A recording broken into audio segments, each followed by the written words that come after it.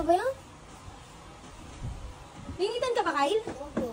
Meron akong alam para hindi ka na mainitan. Ano ba yan? Ito!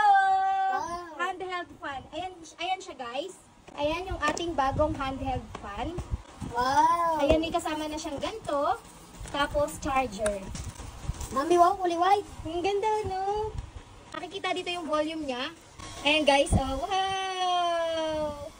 40% reduced power consumption, 30% noise reduction, 30% battery performance. Iba't ibang color nga pala nito, guys. May gray, pink, and ito nga yung nakuha ko white. So, ayan, guys. Ganyan siya kalakas. Oh, mami, yan last. Siyempre. Pag pinindit nyo siya dito, guys, ayan, nakikita nyo, nagmamoy siya. Ayan. Mas lalo siyang lumalamig. Tingnan nyo, wow. Halimbawa, nasa school si Kyle. Ayan. Nagsusulat siya, pero nakaganyan. Malamig. Malamig. May aircon. Mini aircon. Guys, kunwari nagsusulat si Kyle. Ayan. Mahahanginan talaga siya. Lalo na kapag brown out, nakahiga siya. Sorry. Lalo na kapag brown out, nakahiga siya. Ayan.